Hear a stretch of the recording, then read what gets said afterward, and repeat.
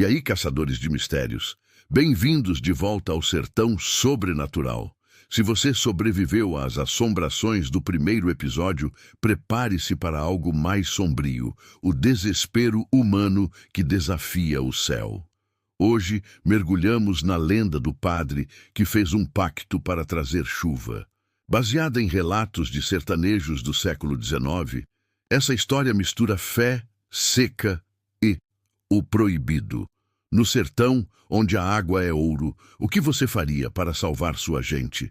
Se curtiu o vídeo anterior, esmaga o like, se inscreve e compartilha. Ativa o sininho para não perder os segredos que o vento carrega. Vamos à seca, que mudou tudo. Imagine o ano de 1880, no coração do sertão cearense, uma terra árida onde o sol não perdoa ninguém. A seca mais brutal que se tem notícia devora tudo ao seu redor. O céu é um manto de fogo incessante, queimando a pele e a alma de quem ousa olhar para cima. Rios que outrora corriam cheios de vida, agora são apenas leitos de areia e pedras, rachados como a pele de um velho vaqueiro esquecido pelo tempo. O gado cai morto aos montes, ossos branqueando sob o sol impiedoso, e as crianças, com olhos fundos de fome, choram por gotas d'água que simplesmente não existem mais. Em uma pequena paróquia em Quixadá, uma cidadezinha encravada na caatinga como uma ferida aberta, o padre Elias, um homem devoto de barba grisalha e mãos calejadas de tanto rezar, vê sua comunidade desmoronar dia após dia. Ele é o pastor daquela gente simples, sertanejos, que depositam nele toda a fé restante, mas até as orações parecem ecoar vazias nas paredes de taipa da igrejinha. Relatos antigos, passados de boca em boca nas feiras e rodinhas de prosa, contam como os mandacaros, aqueles cactos resistentes que são o símbolo da força do sertão, começaram a murchar e morrer, suas espinhas caindo como lágrimas secas. A colheita? Nem sinal dela. As plantações de milho e feijão viraram pó, e a fome se instala como uma visita indesejada que não vai embora. Corpos são enterrados aos montes no cemitério ao lado da igreja, sepulturas rasas, porque a terra está dura demais para cavar fundo. O padre Elias, com o coração apertado, sobe ao altar uma noite e grita para o vazio: Deus, por que nos abandonaste assim? Por que castiga teu povo com essa sede eterna? As velas tremem com o vento que entra pelas frestas, mas o céu permanece mudo, azul e cruel. No folclore nordestino, secas como essa não são só caprichos da natureza, são castigos divinos, provas de fé, ou quem sabe portas entreabertas para barganhas sombrias que o homem comum não ousa tocar. E o padre Elias, quebrado pela dor de ver crianças órfãs e mães enlouquecidas, estava pronto para abrir essa porta, mesmo sabendo que o preço poderia ser sua própria alma. Numa noite de lua negra, quando o escuro engole o sertão inteiro e os cães param até de latir, o padre Elias tranca as portas da igreja com mãos trêmulas. Sozinho no altar, ele não pega o terço nem o missal. Em vez disso, murmura palavras antigas, sussurradas em dialetos esquecidos, misturando o latim da missa com feitiços indígenas que ouviu dos caboclos da região. Diz a lenda que ele fez um pacto com forças das trevas, trocando sua alma imortal por uma chuva que salvasse todos. Traga a água e leve o que quiser de mim, ele prometeu ao vazio, sua voz ecoando nas sombras como um trovão distante. Inspirado nos rituais que correm pelo sertão, oferendas a caipora para proteger as matas ou aos santos populares, como o padre Cícero, que já foi acusado de milagres controversos. O padre desenha símbolos estranhos no chão poeirento da igreja, usando o sangue de uma galinha sacrificada no quintal, o líquido vermelho se misturando à terra seca como um selo de maldição. Por 3 dias inteiros, a vila mergulha em um silêncio mortal. Portas ficam fechadas, janelas trancadas, e os cães uivam para o nada, sentindo algo que os humanos preferem ignorar. Ninguém viu o padre sair ou entrar. Ele sumiu como se o chão o tivesse engolido. Boatos correm baixinho nas conversas. Ele está barganhando com coisa ruim, diziam os mais velhos, cruzando-se ao mencionar o nome. Curiosidade macabra que permeia o sertão. Pactos assim não são raros nas histórias de vaqueiros e beatos errantes. Homens que vendem a alma por uma boiada gorda ou uma vingança cumprida. Lembre-se das lendas de Lampião e seus homens, que juravam proteção de entidades sombrias nas caatingas. Mas aqui, com o padre Elias, era diferente.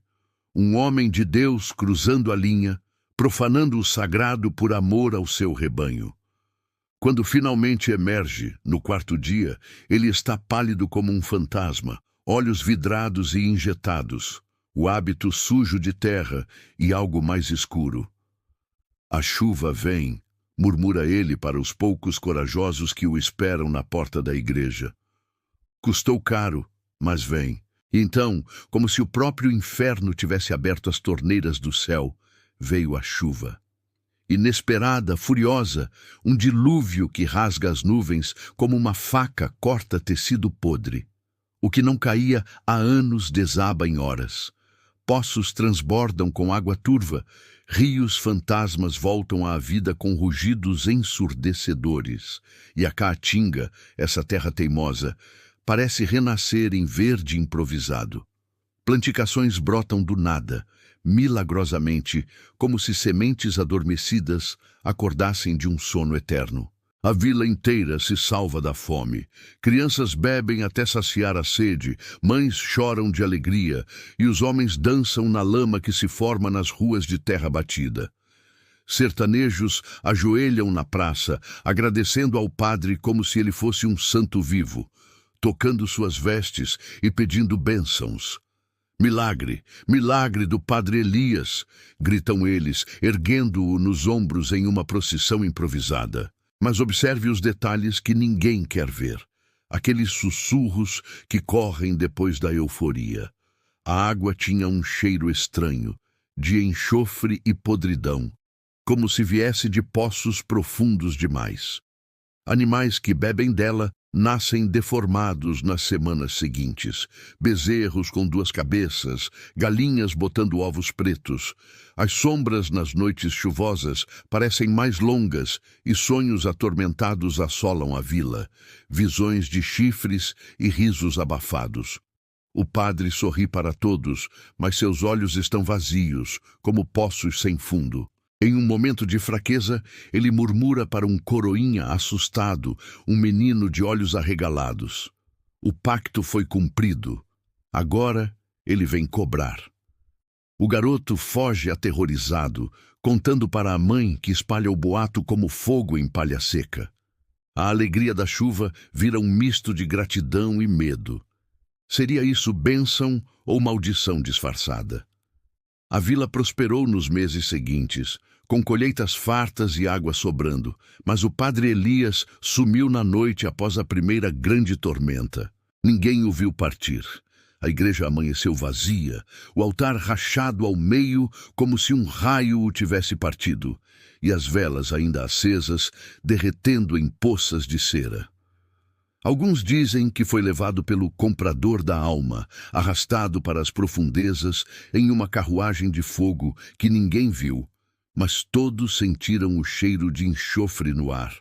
Outros juram que ele vaga como alma penada pelas caatingas em secas futuras, aparecendo para viajantes sedentos com olhos fundos, oferecendo água de um cantil amaldiçoado. Até hoje, em Quixadá e arredores, os mais velhos rezam para não repetir o pacto.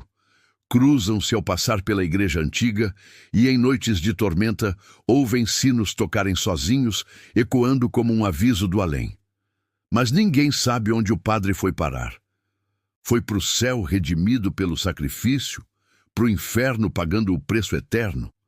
Ou ainda anda pelo sertão, uma sombra entre os mandacaros, esperando a próxima seca para lembrar a todos que nem todo milagre é de Deus? Deixe sua teoria nos comentários. Você faria um pacto assim pela chuva? Conte sua história de seca ou lenda familiar do Nordeste.